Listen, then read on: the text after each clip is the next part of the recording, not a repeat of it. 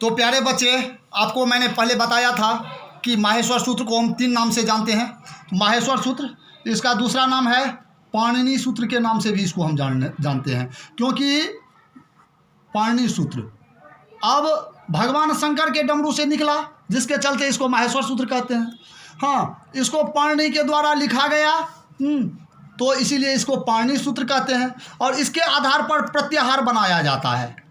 माहेश्वर सूत्र से प्रत्याहार का निर्माण होता है, इसीलिए इसका तीसरा नाम प्रत्याहार सूत्र भी है। प्रत्याहार सूत्र, 3 नाम से इसको जानते हैं। तो प्यारे बच्चे, अगर आप कहीं पर कोई अलग नाम देखेंगे, माहेश्वर सूत्र के बदले पाणिनि सूत्र देख देंगे और पाणिनि सूत्र के बदले माहेश्वर सूत्र देख करके घबराएंगे नहीं, क्योंकि तीनों का नाम एक ही है, तीनों एक दूसरे का पर्यायवाची है। तो प्यारे बच्चे, अब हम आते हैं, देखते हैं जो वह 14 माहेश्वर सूत्र कैसा है और किस प्रकार इसके आधार से जो है हिंदी व्याकरण की रचना हुई है। तो सबसे पहले हम देखेंगे उस माहेश्वर सूत्र को, 14 गो को।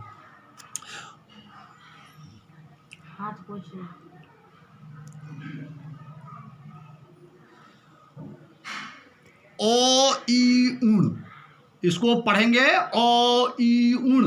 तो इस दोनों को हम एक साइड पढ़ेंगे, एक साथ लेंगे पढ़ने का। इसको पढ़ने का यही तरीका है, जो इस दोनों को एक साथ पढ़ेंगे तो उच्चारण सही होगा, क्योंकि यहाँ अड़ा में हलंत है, और अगर हम पूरा अ ई उ अड़ा बोलते हैं तो हलंत नहीं आएगा, तब उसमें अ आ जाएगा। इसीलिए अगर हम इस दोनों को एक साथ पढ़ते हैं तो अ का उच्चारण नहीं आएगा। देखिए, जैसे मैं उच्चारण कर रहा हूँ, अ ई उण, अ ई उण, तो यहाँ पर अ का उच्चारण नहीं आता है, तो हलंत। हलंत का अर्थ ये होता है हल अंते इति हलंत। हल माने होता है व्यंजन, अर्थात जिसके अंत में व्यंजन हो वही हुआ हलंत। अब दूसरा है रीलिरिक।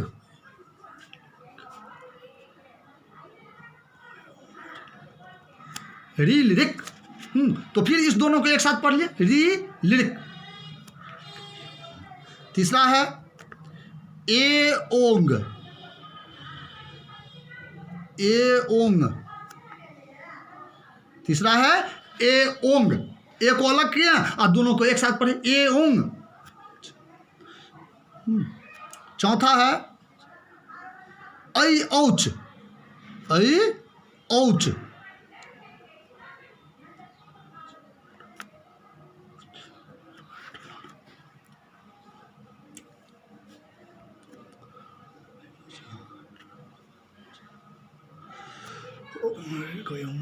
वरट, हाय वरट, हाय वरट, हाय वरट। लण, लण, लण। यमंगरणम, यमंग, यो बोलना है इसको, यो नाक से, क्योंकि इसमें सब नासिक वर्ण ही है, सब इसमें पंचम वर्ण है, इसीलिए इसको हम नाक से ही उच्चारण करेंगे। देखिए, य म अंग यमंगरणम, अर न म हलंत, यमंगरणम, यमंगरणम। हाँ, उसके बाद है 8वां झभैं, झ भैं। 9वां है घड़ धख, घड़ धख, घड़ धख, घड़ धख। जब गडदश, जब गडदश।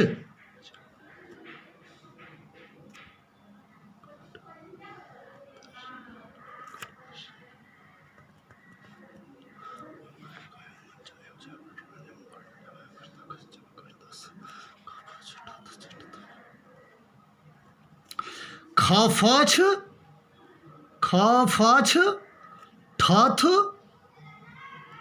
चट तब, खफछ ठथ चट तब, खफछ ठथ चट तब।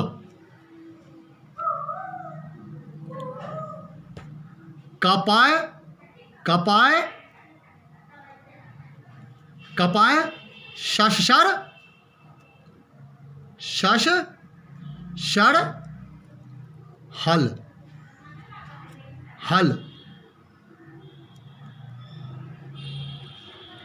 हल।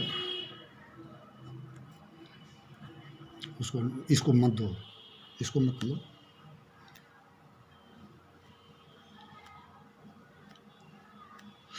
अब प्यारे बच्चे, हमने इस माहेश्वर सूत्र को देखा। एक बार फिर हम लोग पढ़ने का तरीका जान लें, इसको कैसे पढ़ेंगे, और यह याद रखना भी बहुत जरूरी है। अ ई उण री लिरिक ए ओंग, दो अंतिम दो को एक साथ पढ़ना है। यही चीज हमको इसको पढ़ने में याद रखना है, खास करके ऐ औच हाय वरट, हाय वरट, हाँ, लण यमंगरणम, यमंगरणम नाक से बोला जाता है, सबका अंतिम अक्षर है, पंचम वर्ण है, यमंगरणम। झभय घढ़ धस, घढ़ धस जब गढ़दस, खफच ठथ चट तब कपाय शखशर हल। यही 14 माहेश्वर सूत्र है। अब हम देखेंगे जो इसके आधार पर जो आप वर्णमाला पढ़ते हैं, हिंदी का वर्णमाला पढ़ते हैं, वो इसी के आधार पर बना है। अब वो कैसे बना है, हम वो इस चीज को देखेंगे।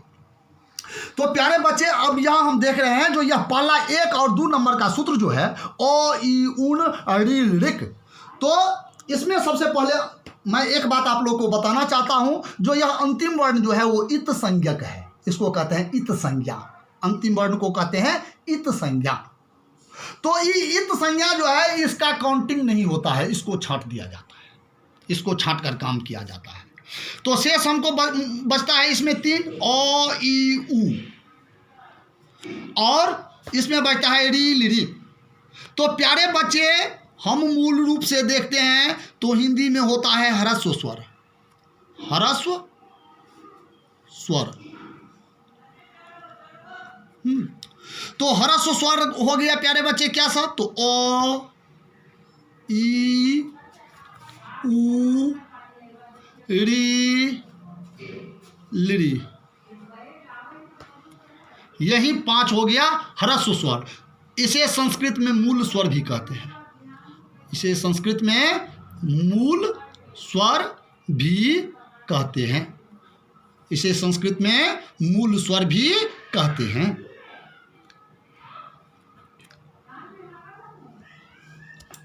तो प्यारे बच्चे, अब आपने देखा जो ये जो है सूत्र नंबर 1 और सूत्र नंबर 2 में सारा ह्रस्व स्वर है हिंदी का।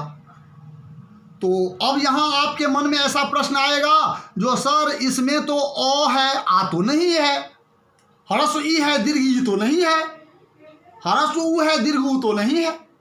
तो प्यारे बच्चे, आप यह जानते होंगे या नहीं जानते होंगे, तो आगे मैं संधि में पढ़ाऊंगा इस चीज को। जो 2 अ को मिलाने से आ हो जाता है, अ जोड़ अ अगर हम कर देंगे तो आ बन जाता है, तो 2 को मिला करके तीसरा बन गया दीर्घ। तो यही है, 2 ह्रस्व मिल करके दीर्घ का निर्माण हो जाता है, 2 ह्रस्व मिल करके दीर्घ का निर्माण हो जाता है। तो यहाँ हो गया आ, 2 गो ह्रस्व मिलेगा तो दीर्घ, 2 गो ह्रस्व मिलने से दीर्घ। अब चलिए, अब इसमें देखते हैं सूत्र नंबर 3 और सूत्र नंबर 4 में। सूत्र नंबर 3 और सूत्र नंबर 4 में है दीर्घ स्वर।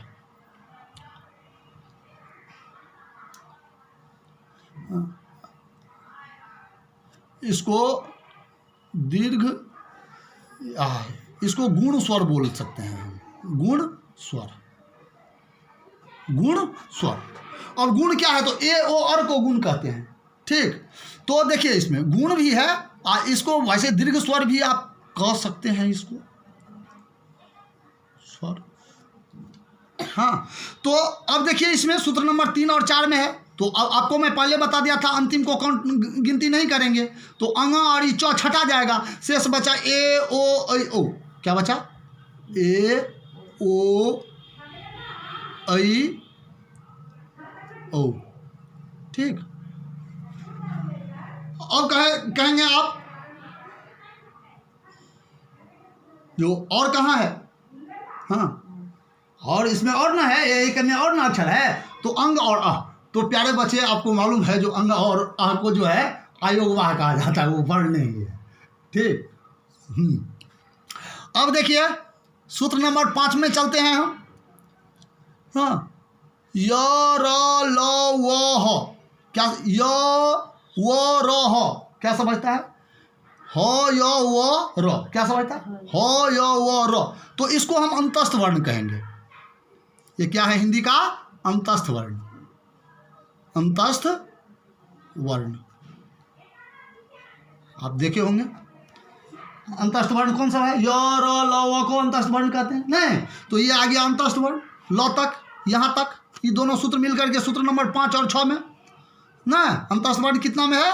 सूत्र नंबर 5 और 6 में है ना। अब आइए सूत्र नंबर 7 में, इसमें पंचम वर्ण है। देखिए पंचम वर्ण, प्रत्येक वर्ग का पंचम वर्ण है इसमें। देखिए अब वर्ग आप कहिएगा जो हम वर्ग नहीं समझते हैं, तो वर्ग आप समझ लीजिए जो व्यंजन जितना है सभी व्यंजनों को 7 भागों में बांटा गया है। आप लोग पढ़े होंगे कवर्ग, चवर्ग, टवर्ग, तवर्ग, पवर्ग, अंतस्थ और उष्म। तो जितना भी वर्ग है, क के वर्ग में जितना वर्ण है वो कवर्ग हो गया, च के वर्ग में जितना वर्ण हो गया वो चवर्ग हो गया। तो यहाँ आप देख रहे हैं जो प्रत्येक वर्ग का पंचम वर्ण है। आप गिनना शुरू करेंगे तो ये चवर्ग का 5वां वर्ण है, च, छ, ज, झ, य। तो अर्थात 5वें नंबर पर यह आता है। उसके बाद मोह है, तो मोह पवर्ग का पंचम वर्ण है, तो अर्थात 7वां सूत्र जो है वो पंचम वर्ण है। तो देखिए इसमें क्या है, तो ऊपर से नीचे है। क्या है? ऊपर से नीचे है। पहले पंचम वर्ण, पहले सबसे पहले अंतस्थ वर्ण हो गया ना, और उसके बाद पंचम वर्ण आ गया ना। पहले ह्रस्व स्वर, फिर दीर्घ स्वर, फिर पंचम वर्ण ना, अंतस्थ वर्ण, फिर पंचम वर्ण।